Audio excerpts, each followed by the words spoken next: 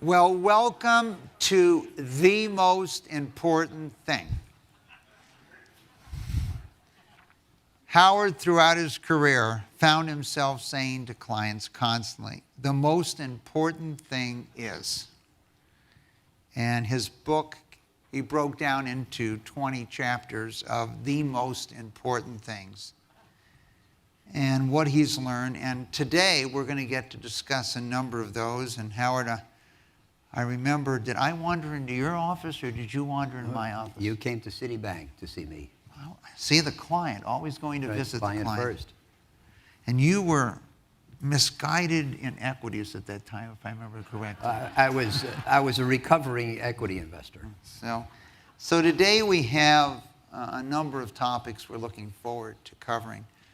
I'd like to start with the idea of failing to heed the lessons of history. You write that failing to understand the lessons of history more than anything else is what dooms investors to being victimized repeatedly, cycle by cycle. And I agree, and I actually believe that goes beyond investing in so many other things. You know, very few people do research or really reflect. Why do you say that? Why is that so important in investing? Most things are, especially things involving people, are governed by cycles. And, the economy cycles constantly. The life cycle of businesses. The markets are cyclical. And yet, repeatedly, people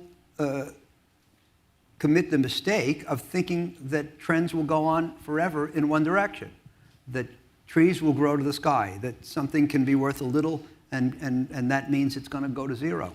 And these are when the biggest errors are committed by investors. As things get better and as prices rise in recognition of that, people extrapolate that. And people get more excited as things rise and want to buy them more, and people get more depressed as things fall and want to sell them more, which is just the opposite of what you should do. And you touch base on a number of them. Let's take a look or talk about a couple. The Arab oil embargo.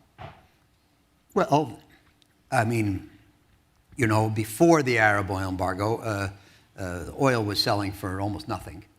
And the Arab oil embargo came along, and it convinced people that, to the contrary, oil was of infinite value.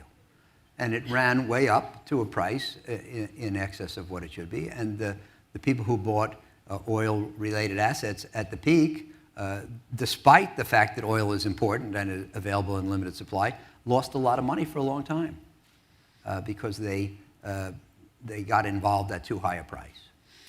The Nifty 50. I'm not sure everyone in the room remembers, Howard, the Nifty 50. We might be showing that we're over 30 by remembering. Well, you have to go back. I guess it was about 40 years ago that the Nifty 50 had their demise.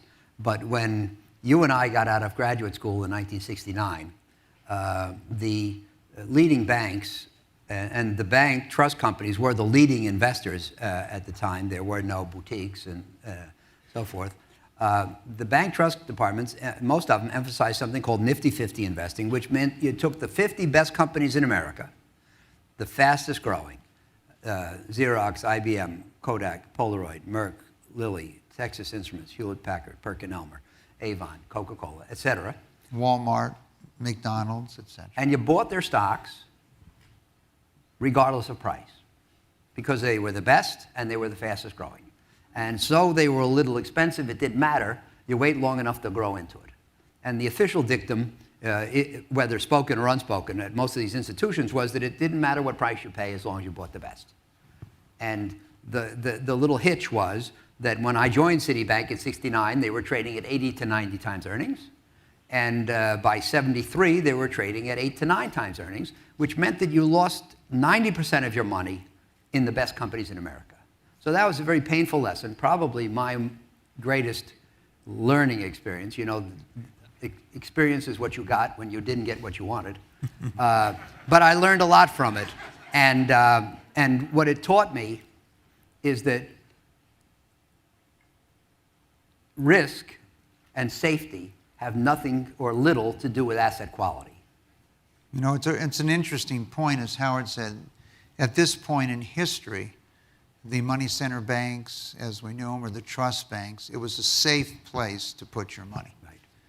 And I think the weighted average PE into the early 70s was probably 66. And even a decade later, whereas Howard said you've lost 90% of your money, this really changed money management forever. Yeah. As Howard said, the idea of safety, if the large trust banks can lose, adjusted for inflation, 90% of your money buying the best companies, this really expanded greatly the money management business, the private money manager, the mutual fund business, in the sense that you thought you were safe and you weren't safe. And many of these companies eventually failed, like Polaroid, but many of them, as Howard said, remained among the greatest companies in America, as just their PE ratios reduced by 80%. Black Monday, 1987, Howard.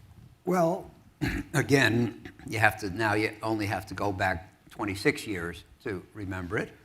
But that's the day that the stock market lost, I think, 26%.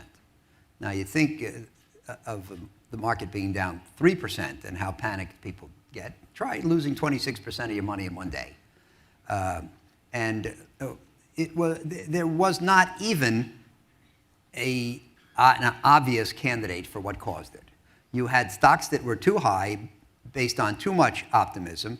You had people who had swallowed this canard of immunization, that you could protect yourself because you would establish a policy of automatically selling portfolio insurance, buying portfolio insurance if prices started to fall, and all you had to do was sell when they started to fall, except that the brokers wouldn't answer the phone, and it built on itself. So, you know, the lesson from that is that there's no such thing as a sure thing. My dad used to tell the story about the inveterate gambler who, always lost the rent money at the track, and finally heard about a race with one horse. So he went out and he bet all his money, and halfway around the track, the horse jumped over the fence and ran away. Not a very sophisticated joke, but the point is that there is no sure thing, and there's certainly no sure thing in investing, and when you hear about a sure thing, the best thing to do is run the other way. And I think the other lesson of that period of time was interest rates were rising dramatically going into October of 1987. And if you fully understood that you can't have stocks continuing to go up and interest rates continuing to rise, which would require a greater discount on future earnings. And as Howard said, you had an anomaly in the marketplace. And so Howard and I grew up in the 1960s in business schools. You would have studied about how the market is perfect. Right. You know, it's efficient, it's perfect. And this period of time in 1987 always made you wonder, if the market's perfect, why is it trading 20% below the next day from the day before if it was perfect? And I think this gave you another rise, just like the 1970 period, particularly between 73 and 76, caused the explosion of mutual funds. It was this period in 1987 that began really the acceleration of hedge funds from traditional managers. Could you hedge? Could you find people to be short and long? Howard, what about the tech bubble? Let's move forward about another 12 or 13 years. Well, the tech bubble was, Mark Twain said that history does not repeat itself, but it does rhyme. The themes rhyme, even though the details are different. The tech bubble was just like the Nifty 50. People believed that these were great companies, that they were going to change the world, and as a consequence, it didn't matter what you paid for them. And guess what? Collectively, they changed the world. The world has no resemblance to what it was 20 years ago, technologically, and yet, if you invested in most of those companies, you lost all your money. I think this is a really important point I just want to emphasize that Howard has made. In the late 1960s, Merrill Lynch put out a report listing the 30 companies in the technology industry, and they were recommending the computer industry would increase 100-fold by the end of the century. Out of those 30 companies, within 15 years, only one was in the computer business. So they were 100% right in the enormous growth of technology in the computer industry. However, 29 of the 30 companies they picked were no longer either in business or in the computer business, I think, from that standpoint. And I remember, Howard, at that period of time when someone would want you to invest in a technology company, I said, well, it sounds interesting. Could we read it? And they would say, well, if you have to read it, you won't get a chance to invest because it'll be fully subscribed. Sure. It seems a little bit like the high-yield bond market today, doesn't it? Well, I don't think it's quite as dramatic. And when you buy a bond, some guy, I have to tell you that after the Nifty 50 thing didn't work out so well, is when I transferred to money management at Citibank from research, and I was put in the bond department. They wanted to keep me away from stocks. And I got a call in August of '78, and they said there's some guy named Milken or something out in California, and he deals with high-yield bonds. Can you figure out what that is? And the world didn't know. And so, I met with Mike, and he explained to me that if you buy B-rated bonds and they survive, then all the surprises will be on the upside. If they survive are still the three key words. And if you buy high-yield bonds today at their paltry yield of 5% and they survive, you'll make 5%. And well, you could get some upside, right? They could be acquired by a AA, they AAA. could. Some good things could happen. And in fact, most people are terrified of rising interest rates because it depresses the price of a bond temporarily. But if the credit is good, it still goes back to par when you get paid off. And in the meantime, the coupons are reinvested at a higher rate than you anticipated. So it's really not bad news. So you could do a little better than 5 if they survive. And the point is that nobody ever went broke making 5%. So you could wish you had more, but if it turns out, if high-yield bonds today turn out to have been a mistake, and I know there's been discussion at this conference of whether it is a mistake, it's not going to be a big mistake. It's not going to be a fatal mistake. And what you have to be aware of in the investment business is what carries you out. And it's not going to be credit-worthy bonds that you bought at a 5% yield. I think Howard just made another really important point I want to maybe have you emphasize, Howard.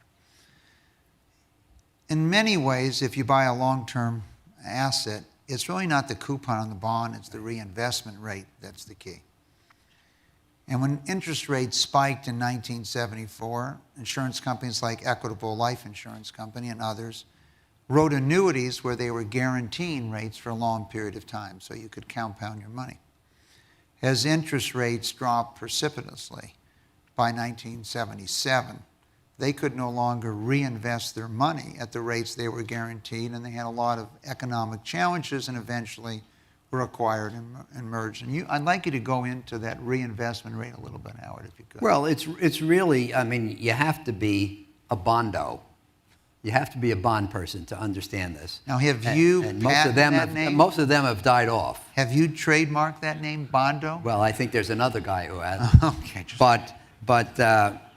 But everybody knows that when you buy bonds, you get the promised return through the coupon. And everybody knows that if you buy them at a price different from par, and they pay, they converge to par. And that those are two dependable sources of return. But most people who aren't bond specialists don't understand the importance of the interest on interest. And if you look at a long-term bond, like a 30-year bond, most of the return at the end of the day will not come from the interest or from the appreciation to par, but from the interest on the interest. So clearly, then it's a key moving part in the equation. And the question is, what interest rate do you reinvest the interest at? And when you buy a bond at a stated yield to maturity, the calculation assumes that the reinvestment will be at the quoted yield to maturity, but it doesn't have to be. And the truth is that whereas people are petrified to see bond rates rise, as I said before, because it depresses the price in the interim, it does facilitate reinvestment of the coupon at higher than expected rates of return. So it is actually a boon. And the probability that you're going to be able to reinvest the money at that exact rate is extremely low, very close to zero. So it's a somewhat illusory calculation. Let's talk about the recent financial challenges and crises of 2007, 2008, Howard. Well, it came about because, as I said, people ignored the cyclicality of things and came to believe that trees would grow to the sky and believe in permanent good times. The biggest single problem I was asked by the New York Times to write an article about the cause of the crisis. They asked a dozen people, and as you might imagine, they got a dozen answers. And my answer was an article called Too Much Trust, Too Little Worry. And basically, in the years immediately leading up to the crisis, 05, 06, and early 07, people came to believe that risk had been banished, and that the combination of the adroit Fed, which could fix any problem, the worldwide wall of liquidity coming toward us from China and the oil producers in the form of excess reserves, which would constantly buoy our stocks and asset prices, and the wonderful invention of Wall Street in securitizing, tranching, and selling onward, had eliminated risk and had sliced and diced it so finely and spread it so broadly that there really wasn't much risk left. So people stopped worrying about losing money. Risk aversion is the key element that keeps the market honest and sane. And when people are risk averse, they will do extensive due diligence. They will apply conservative assumptions. They will demand compensation for bearing risk. And all of these things are very helpful.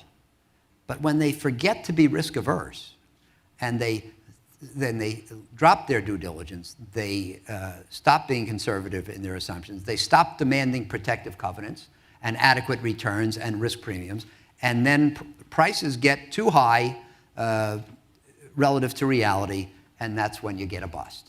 And that is what happened in 07, 08, in my opinion, more than at any time in my lifetime. It happened across the board. We've seen it before in different asset classes. In 88, there were 90 disk drive companies and so forth. So people that believed that the disk drive industry held the secret to sure riches. But prior to the crisis, they felt that everything was a way to get rich easy without risk, because risk had been banished. So that's what happened, and it's really an example of people ignoring the cyclicality of things. And let me just digress for a minute. When about 40 years ago, I learned one of the first of my important adages, and somebody told me there are 3 stages to a bull market. The first stage, when a few bright people realize that things can get better. The second stage, when most people realize that improvement is actually taking place. And the third stage, when everybody and his brother believes that things will get better forever. And so that third stage was reached in 07, as we've seen it reached a few times in our lives. And believe me, if you buy an asset where the seller and the other bidders believe that it's going to get better forever, you're heading for trouble. And that's what happened. Well, I guess I would say, Howard, I still believe the 74-6 period was, more volatile than the recent period we went through, where interest rates doubled, stocks went down 50%, et cetera. And as you and I have discussed over the years, I would say that when you look at these financial crises, they're really related to 4 or 5 things. One, leverage. As companies increase their leverage dramatically, financial institutions leverage 40 to 50 to 1 with the idea that that's how they're going to get rate of return. And investors leverage. investors, as you said, leverage, the belief that there's some special quality of real estate. And as we reflect on this period of time, the area that Howard has particularly specialized in his firm in corporate or company obligations, I don't think $1 was lost in the CLOs versus substantial losses in the mortgage. The belief that these things were AAA was a fallacy. Third, I would say ratings, the idea that you're dependent on ratings, and obviously Howard, the value that your firm has created is doing its own research. Risk, it's another area that you really cover in the book. And you've devoted it into three parts, kind of understanding it, recognizing it, and controlling it. Let's walk through how you look at risk and how investors, as you've pointed out a couple times here, commonly misjudge risk. Well, number one, most people equate risk with low-quality assets and safety with high-quality assets. And they still do. I mentioned the Nifty 50. High quality, people thought, there's an old saying, you can't get hurt buying IBM. And we documented you lost 80 to 90% of your money. On the other hand, what about low quality? Is that a source of risk? When I got started in high yield bonds back in '78, I looked up in Moody's, what does it mean to be single B? And Moody's defined a single B bond as follows, quote, fails to possess the characteristics of a desirable investment. In other words, low quality asset can't be a good investment. Well, is there no price at which a low quality asset becomes a good investment? If we went out after this session to the parking lot and I said to you, I'd like to sell you my car, would you like to buy it? And let's say you like my car and you have money and you need a car. Hopefully there's one question you would ask me before saying yes, and that's what's the price? And here Moody's was saying that a B-rated bond is a bad investment. Well, what about at 75 cents on the dollar? What about at 50? What about at 25? Is there no price? And so this is the kind of herd error that you can take advantage of. So risk is not quality. And most people believe that as something is rising in price, that means that people think better of it, it's less risky. Well, I think that when something rises in price, it becomes more risky. Most people believe that the things that everybody think are risky are risky. I think the things that everybody thinks are risky are safe because their aversion to it forces down the price to the point where it is safe and potentially lucrative. What is the riskiest thing in the world is the belief that there's no risk. Risk is perverse. That's the important thing that's what the chapter in the book talks about, it's the perversity of risk. And it's the belief, like in '07, the belief that there was no risk is what made the world risky. And in late '08, after Lehman Brothers melted down, the belief that there was no potential future is what created a great potential future.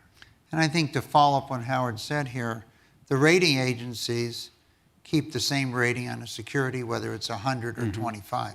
It might be a AAA at 25. It might be a single A at 50.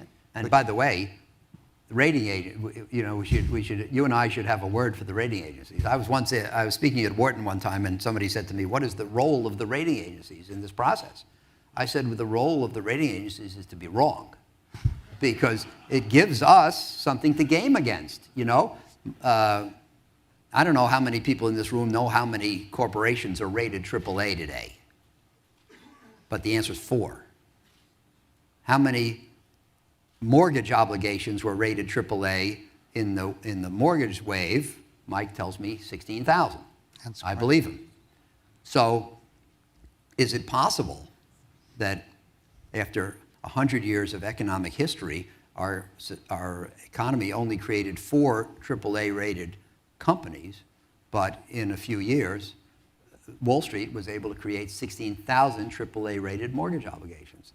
And it was probably the greatest opportunity to make money in a lifetime, in a short period. You know, people say to me, what is my greatest regret? And I always say my greatest regret is that I wasn't John Paulson.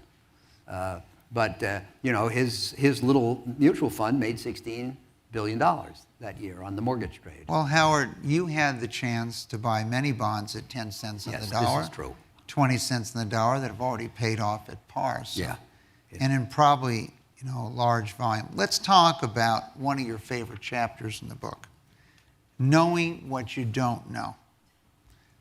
Okay, overestimating what you're capable of knowing and doing the extremely dangerous things rather than working within your limits. Why don't we talk about that? Well, look, I think, Mike, and I know you agree, that the investment world is a world of excess testosterone, where people believe that they have to prove. Well, we have a little, women play a much larger role now. Well, they may have it too. Okay, good. But people believe that it's their job to know what the future holds, that you can know what the future holds, that they do know what the future, or if they don't know what the future holds, that they have to act like they do, because if they admit they don't, they'll get bounced. And I believe that you can't know what the future holds. You can figure out which outcomes are the most likely and how likely they are, and what alternative outcomes are likely to happen and how likely they are, and which extreme outcomes could happen.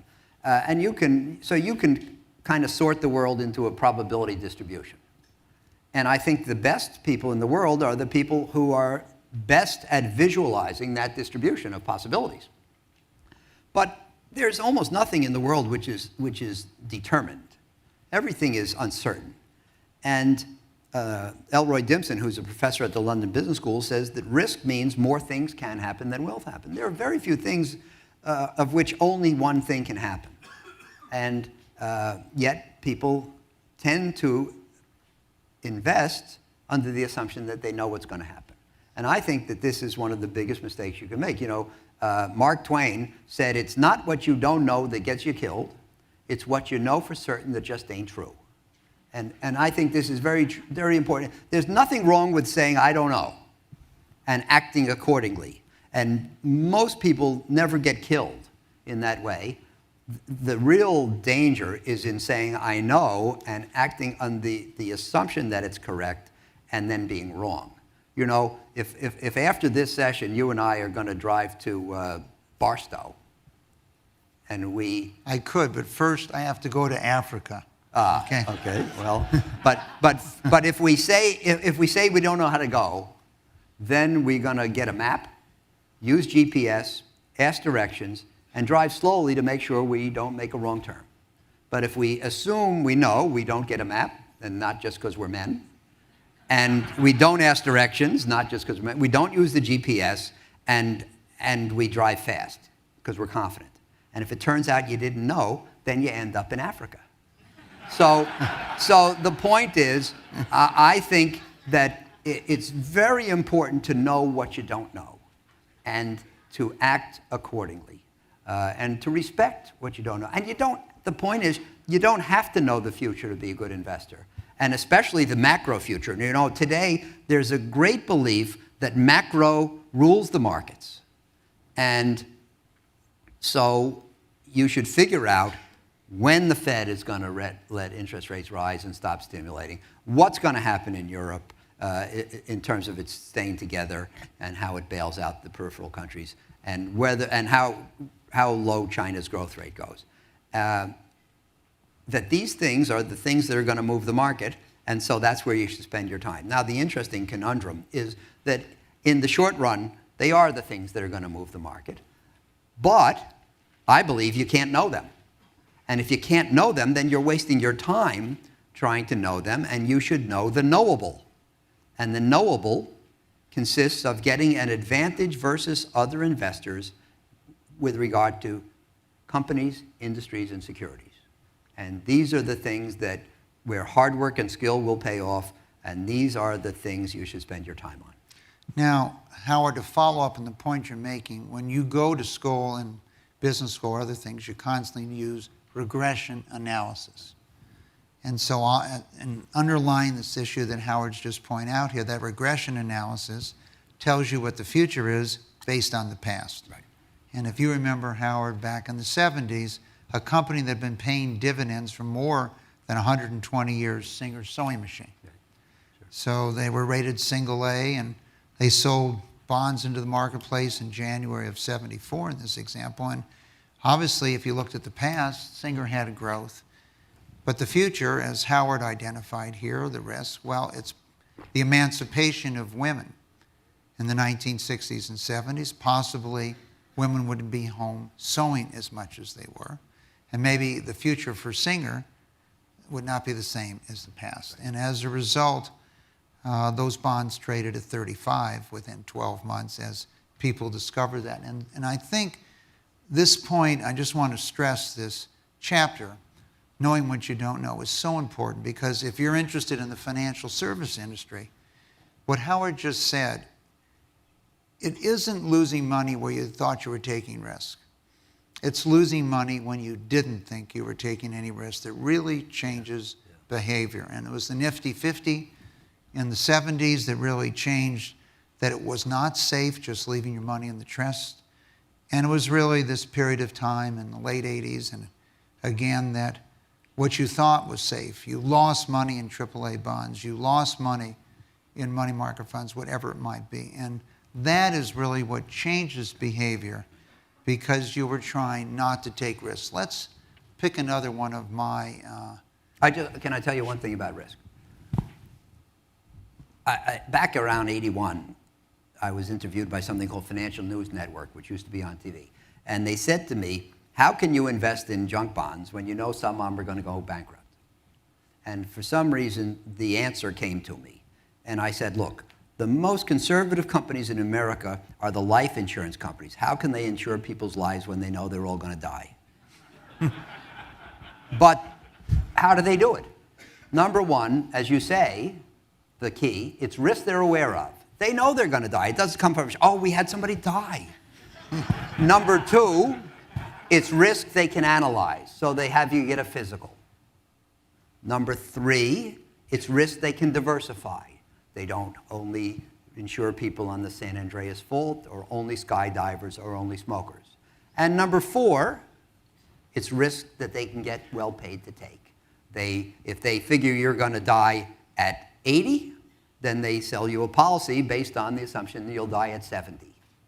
And if you die at 80, they come out okay. And if you die at 70, it's a bonanza. So the point is that if you understand risk and you're aware of it, you can price the asset right and you can get a bargain. So let's pick up, Howard, on this point you've just made, maybe paraphrasing it. A life insurance company has done their analysis, no different than you do credit analysis, and attempted to figure out what your life expectancy is based on statistics. As we improve our treatments, your life is extended. So if I've sold you life insurance, it's a real positive for a life insurance company because you're living longer.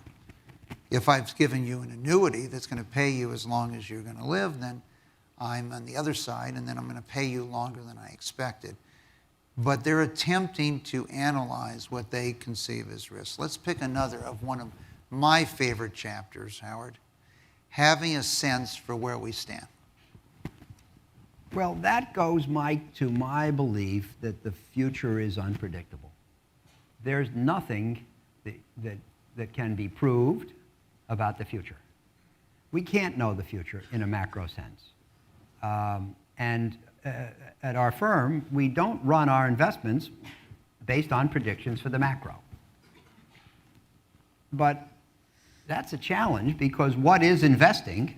It's making decisions with regard to the future. It's positioning a portfolio to make money, hopefully superior money, in the future. So if your job is dealing with the future and you can't know the future, does that mean it's a wreck? And what I believe is that we never know where we're going, but we sure as hell ought to know where we are. And we cannot very helpfully know the future, but we can very helpfully understand current conditions. And what we try to do is what I call take the temperature of the market and understand the climate and assess primarily the behavior of the market participants, and that tells us what to do. My favorite quote is from Warren Buffett, who said, "The less prudence with which others conduct their affairs, the greater the prudence with which we must conduct our own affairs." If other people love securities and can't imagine a way to lose money, then we should be terrified. And if other people hate securities and are terrified of the future and can't figure out a way to make money, then we should turn aggressive. We don't have to make a guess about the future in order to figure out how to position our portfolios. The tips that we get from observing the behavior of others and inferring what it means, that's enough. I think this area can be seen on each of you that operate your operating companies, the point that Howard has made here. You know, if we go back in history, when Lockheed went into Lockheed Martin Marietta today, the commercial aircraft business, they could have picked GE to make their engines. They could have picked United Aircraft, but they chose Rolls-Royce. And one of the things that did and why they're not in the commercial aircraft business today was they discovered that they couldn't deliver their airplanes after Rolls-Royce went bankrupt. The airlines would not take their airplanes without engines. They were really surprised. And therefore, Lockheed was taking more risk by choosing a firm that was far weaker financially, and it had problems, then Lockheed had problems. And so many people that are building projects sometimes farm things out to subcontractors who then have issues. So risk can be passed down in an operating fashion, or as Howard said, in a portfolio. Let's talk about something that you often don't talk about when one talks about investing, and that's luck. Okay, appreciating the role of luck. Well, the future, I think this is one of the most interesting topics. The future does not exist. The future is only a range of possibilities. It's not like there's some event in the future which is going to happen and that event exists in prospect today and it's predictable. There are lots of different things that can happen in the future. And given the fact that, as Dimson says, more things can happen than will happen, we have to understand that in large part, outcomes will be governed by luck and randomness. And there's an excellent book called Fooled by Randomness, written by Nassim Nicholas Taleb, which talks about the world in this indeterminate sense, and which, number one, if you read it, I think you'll be convinced that you, number one, don't know what the future holds, can't know what the future holds, shouldn't behave as if you can know what the future holds, and maybe more interesting, it will convince you that when you look at past events, you see, there's a tendency to say, well, yes, the future is indeterminate, it hasn't happened yet, but the past is over. That's history. And we know what happened, we know what to make of it. But the point is that the past was in large part determined by luck. And Taleb uses the example of the famous investor. And our industry is full of people who got famous for being right once in a row. When you couple that fact with the fact that much of history was the product of randomness, then you understand that history may not tell us anything. You look at the record of an investor who had a great year, it doesn't mean he was a great investor. It means maybe he got lucky. Maybe he took an outrageous position in his portfolio and was favored because something that had no right happening happened. We have a mutual friend, Bruce Newberg, and Bruce and I play a lot of backgammon. And he often hastens to point out that improbable things happen all the time. And likely things fail to happen all the time. So when you see a result, you don't know if it was luck or skill. until you see a long string. If somebody can make decisions, 100 decisions, and get 70 of them right, or 80 over a long period of time, then you can start to believe that it's skill and not luck. But I think that there are 3 ingredients in success, Mike: aggressiveness, timing, and skill.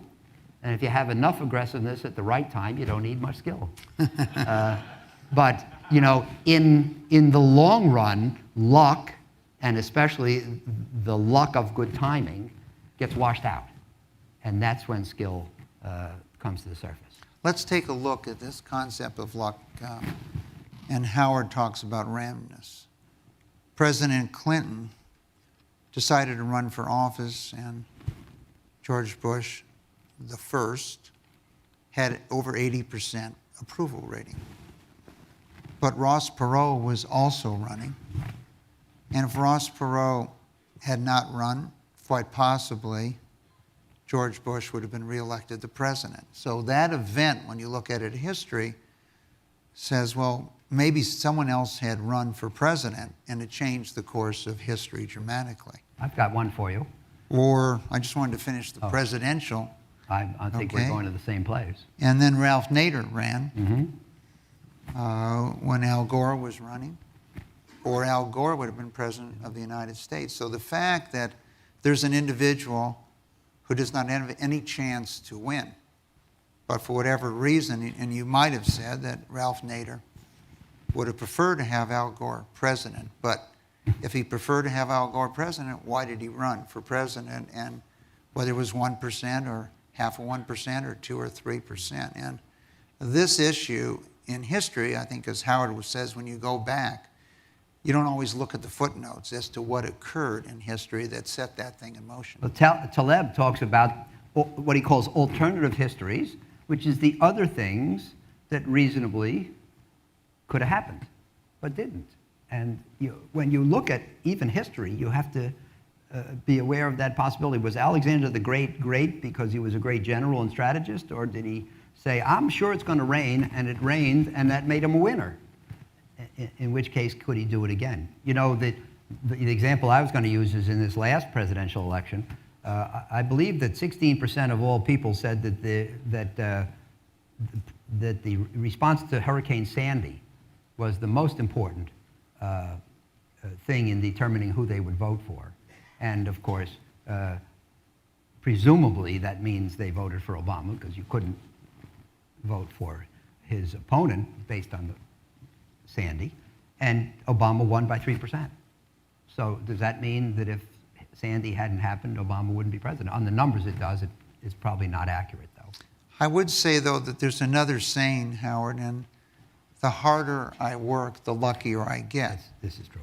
And so if you're a bridge player and you can count cards and you can understand, you can have a really high probability of figuring out what's in each person's hand without looking at that. And by doing work, there are some things that we do know for sure. In demographics, we know how many people are going to be 25 a decade from now.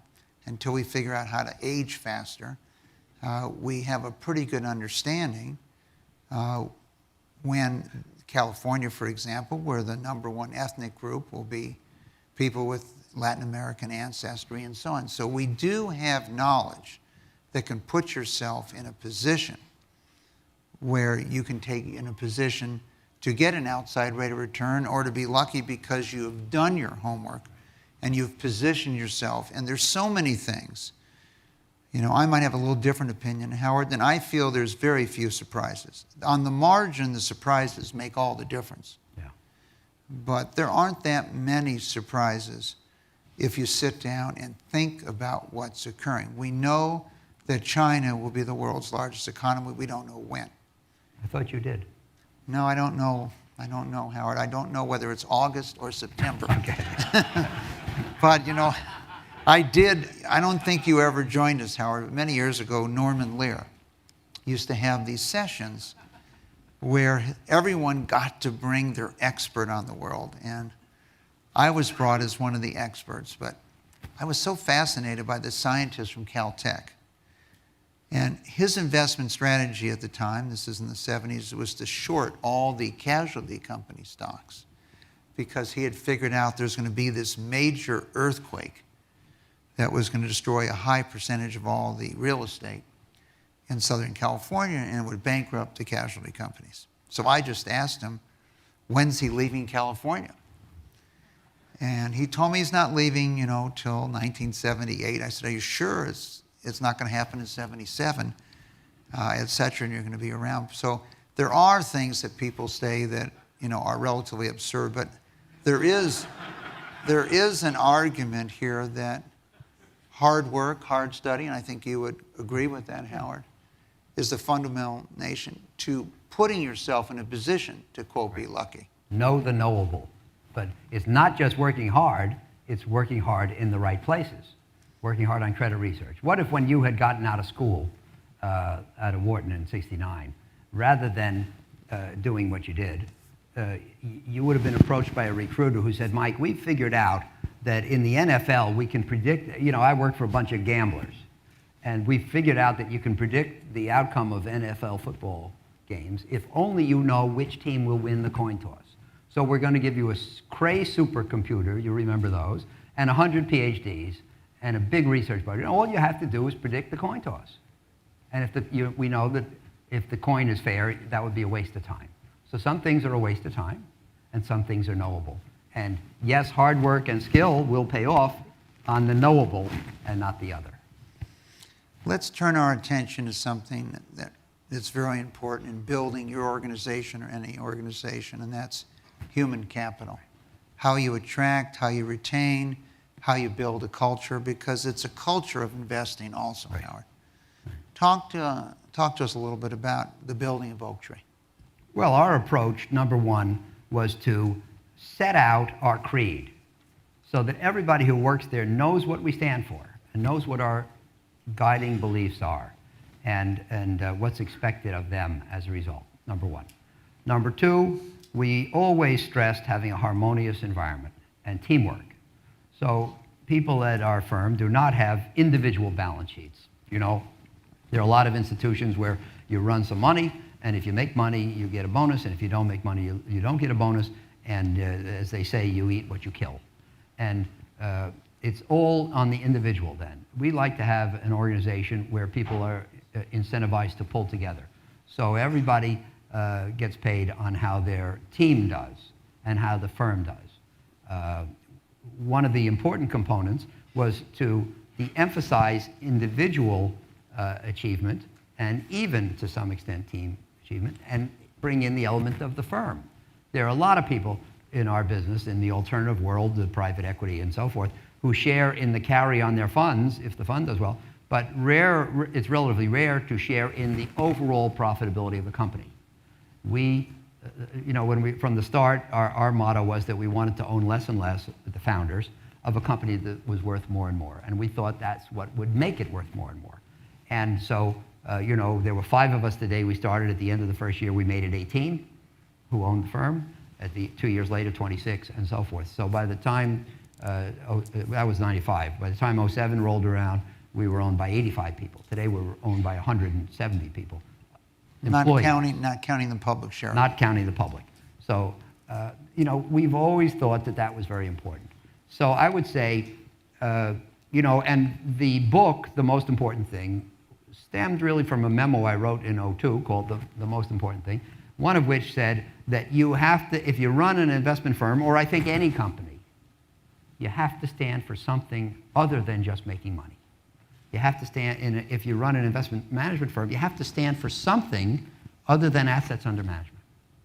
What do you stand for? So I think it's a great help to enumerate what you stand for, to recruit team players whose personalities can be consistent with your creed, and then to try to have a harmonious environment in which the emphasis is on team behavior.